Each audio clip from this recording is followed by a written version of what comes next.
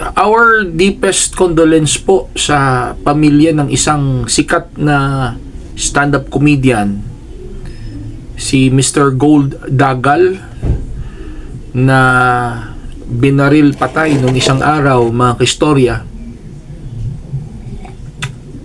And we condemn it. Wala pong lugar sa isang sibilisadong bansa ang ganong mga paggawa, mga kaistorya. Kasi kung meron kang galit sa isang tao, una, pwede mo namang idaan yan sa mabuting usapan. Pwede mo ring idaan yan sa legal na proseso. Huwag naman sa ganong punto na may parang summary execution, no? Parang ganon, mga kaistorya. Meron lang akong komentaryo sa nangyari sa stand-up comedian na si Mr. Gold Dagal, na para bang iniuugnay sa isang relihiyon ang kanyang kamatayan, which is for me not fair, unfair sa relihiyon na iyon. Kahit wala pang minimension ang kanyang mahal sa buhay kung anong relihiyon, pero obvious naman kung ano ang ibig nilang sabihin. Sana mapabilis ng ating kapulisan ang investigasyon kung sino ang pumaslang sa komedyante at ano ang dahilan. Kasi unfair naman kung yun ang ginagawa, na iniuugnay sa isang relihiyon na ang relihiyon na yun na sinasabi nyo po ay nakafocus lang naman sa mga paglilingkod sa Panginoong Diyos. Ang pinagkakaabalahan ng sinasabi mong relihiyon na yun ay nasa mga bagay na ukol sa mga paglilingkod sa ating Panginoong Diyos. Ang totoo, mga kaistorya, yun nga si Mr. Gold Dagal ay naging content pa nga niya sa kanyang joke yung relihiyon na yun eh. And for me, doon lang tayo sa issue na yun. I don't see it as fair na gagawa ka ng joke at the expense of others. Kumikita ka at the expense of others, which is not fair, mga kaistorya. Pero ibang kanyon, ibang issue yon. I-separate natin ang dalawang issue. Hindi natin dapat i-connect kasi two separate issues yun, mga kaistorya eh. But before that, mga kaistorya, kung ikaw ay bago pa lang sa aking YouTube channel, please don't forget to subscribe. At kung ikaw ay nanonood sa aking Facebook account or TikTok account, please don't forget to follow. And help me grow my subscribers by sharing this to your friends, likes, comments, mga kaistorya. And ito talaga, napakaganda nito, Genesis Organic Spirulina, mga kaistorya. Sapagkat ang Genesis Organic Spirulina ay isang natural food supplement. Wala itong side effect, mga kaistorya. Itinanim sa isang fresh mineral water in an environment with very low pollution. Ito ay mabibili online at sa mga pharmacies and groceries, sa mga pharmacies nationwide at sa mga Mercury Drug Stores nationwide, mga kaistorya. Marami itong mga nutritional contents na kailangan ng ating katawan. Para sa karagdagang impormasyon, you can visit their website, nasa screen, and you can also call them, mga kaistorya, for more information, or text them, mga kaistorya.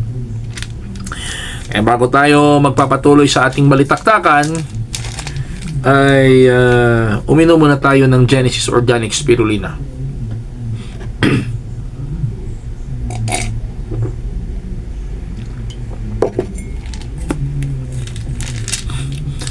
Genesis Organic Spirulina, ang dekalidad na spirulina ng bayan. Hindi po ako sang-ayon sa isang bagay na aangat ka pero meron kang naaapakan na ibang tao. Para sa akin, mali yun. Hindi fair yun. I-specify natin. Dito sa Pilipinas, sikat na po ang mga stand-up comedian, kumikita na. Acceptable na sa Philippine society ang mga stand-up comedians. Pero hindi po nangangahulugan, mga kaistorya, na porket yun ang profesyon mo ay kahit ano na lang ang pwede mong gawin. Kahit nakaka-insulto ka na ng isang tao or ng isang organisasyon, mapa-religious or hindi, ginawa mong object sa jokes mo, tumawa yung mga tao, sumikat ka, kumita ka at the expense of others, para sa akin, hindi yun tama. Maliban na lang kung ikaw ay hihingi ng permiso sa taong yon or sa organization na yon. Kagaya na nangyari kay Vice Ganda noon, mga kaistorya. Di ba na-bash si Vice Ganda noon nung ginawa niyang subject sa kanyang joke yung isang respetadong journalist na si Ma'am Jessica Soho? Excuse ba siya dahil Vice Ganda siya, na kahit sino na lang ay gagamitin niya sa joke niya? Hindi fair yun, mga kaistorya. That is a basic rule of life, mga kaistorya. What is the basic rule of life? Respect. You have to respect other person. Huwag kang gagawa or magsasalita ng ano-ano na ikasasakit ng damdamin ng kapwa mo or ng isang organisasyon na wala namang ginagawa sa'yo. Kaya bagaman malungkot tayo, mga istorya, kasi nawalan tayo ng isang masasabi nating asset sa showbiz industry, isang stand-up comedian. Pero yung sa puntong yon na ginamit ni Mr. Dagal ang isang relihiyon, ginawa niyang subject sa kanyang katatawanan, sa kanyang stand-up comedian performance, sa kanyang content, ginawa niyang katatawanan ng isang religious organization. Para sa akin, hindi tama yon, mali yon. Beyond the line yon, below the belt yon. Kasi yung religious organization na yon na ginawa niyang katatawanan sa mga jokes niya, wala namang ginawa sa kanya. At wala siyang karapatan na gawin yun. You make fun at the expense of others, hindi fair yun. Kumita ka, sumikat ka at the expense of others, hindi fair yun. Pero bagaman ginawa yun ng namayapang stand-up comedian, wala man kayong narinig na statement sa relihiyon na yun. Wala man kayong narinig. Oo. Ngayon, fast forward tayo na nakakalungkot, may nangyari sa kanya. Para bang may mga cryptic post yung mga mahal niya sa buhay at yung iba niyang mga taga-suporta na parang iniuugnay nila ang relihiyon na yon sa kamatayan ng komedyante.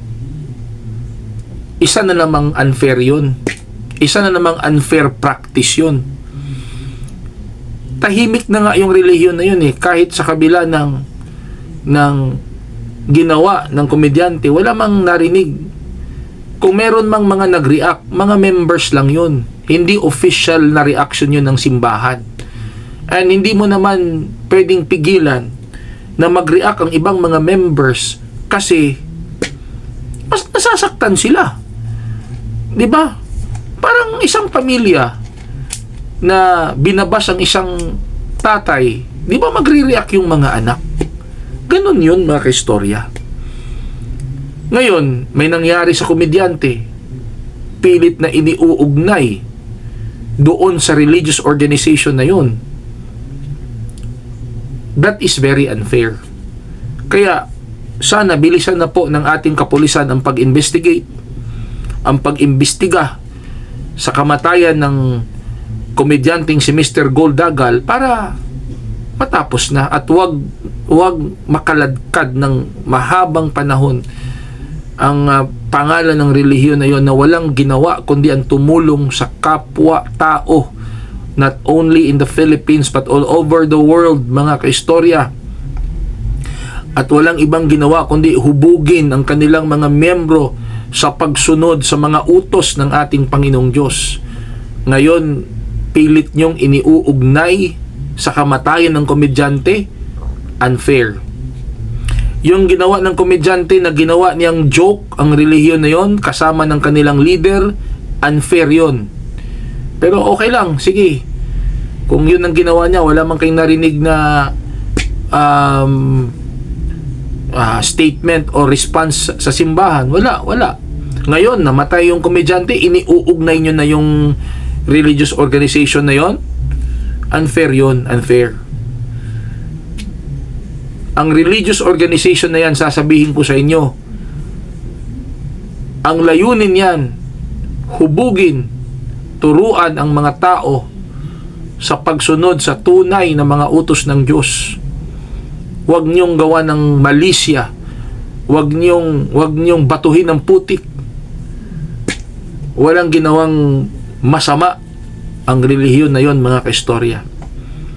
Kaya sana matigil na yan, mga kaistorya. Sana matigil na yan. Kasi hindi mga bobo ang mga miyembro ng relihiyon na yon na kapag ka nagtagal yung issue na yan ay hindi magkapansin at hindi magtanong na baka sinadya yan. Diba? Baka sinadya yan para magiging point of entry. Sana hindi, mga kaistorya. Sana hindi, mga kaistorya, na mag-isip hindi lamang ang mga miyembro ng relihiyon na yon, kundi ang mga tao, mga Pilipino, lalong-lalo na't napakainit ng politika ngayon sa Pilipinas, na sana itigil nyo na yung mga ganon cryptic post na parang iniuugnay nyo sa isang, parabang nabasa ko yun na parabang yung pagpatay kay Mr. Goldagal ay parabang well-planned, well-executed, systematized. Mali yun. It's so unfair. Tapos kinokonek nyo sa relihiyon na yon. Wag naman. Walang ginagawa ang relihiyon sa inyo. Ang relihiyon na yun, walang ginagawang masama sa inyo. Walang ginagawang masama sa bayang Pilipinas na ito. Walang ginawang masama sa kapwa Pilipino ang relihiyon na yan, mga kaistorya. Ang ginagawa ng relihiyon na yan, tumulong sa kanyang kapwa, hubugin ang mga miyembro sa pagsunod sa mga utos ng Diyos, turuan ang mga hindi miyembro kung ano ang dapat gawin para maligtas sa araw ng paghuhukom. Yun ang pinagkakaabalahan ng relihiyon na yan. Napaka-unfair naman kung iuugnay nyo sa isang krimen. Kaya mga mamang pulis, bilisan nyo na ang investigasyon para matapos na yan. Yung intriga na yan, malaman na kung sino ang talagang pumatay, sino ang suspect, at ano ang dahilan. Kasi sa day-to-day na transaction ni Mr. Dagal, hindi naman doon lang nakapokus ang buhay niya sa relihiyon na yun eh. 'Di ba? Marami siyang mga na-encounter sa araw-araw niyang transaction. 'Di ba? Bilang isang komedyante, bilang isang tao, bilang isang sikat na komedyante, marami siyang nahaharap, nakakausap, nakakahalubilo na mga tao in all walks of life. Marami din siyang, probably marami siyang mga pinapasukang transactions na hindi natin alam, mga kaistorya. At sa mga ginagawa niya noon, baka isa doon ang dahilan bakit nangyari yun sa kanya. Huwag niyong isento lang sa relihiyon. Unfair yun. At huwag niyong tagalan na ganun kasi baka mag-isip ang mga miyembro ng relihiyon na yun at ang mga taong nakapalibot na hindi miyembro na baka pilit yung iniuugnay ang krimen na yan sa relihiyon na ito para magkaroon kayo ng point of entry sa relihiyon na yun na nananahimik lang, mga kaistorya. Sana wag naman po kasi magulo. Ang nais lang po ng relihiyong yon ay magkaroon ng tahimik na buhay, payapa, na nakapaglilingkod sa ating Panginoong Diyos. Huwag niyong hayaan na umabot sa punto na mag-isip ang mga tao na ginagawa niyo lang dahilan yan para magkaroon kayo ng point of entry sa relihiyon na yan, mga kaistorya. At sana hindi mangyari yan. Ano masasabi nyo sa pinag-usapan natin, mga kaistorya? Please write your comments below. At kung ikaw ay bago pa lang sa aking YouTube channel, please don't forget to subscribe and don't forget to follow on my Facebook and TikTok account. Like, comment, and share. Magandang araw po sa inyong lahat.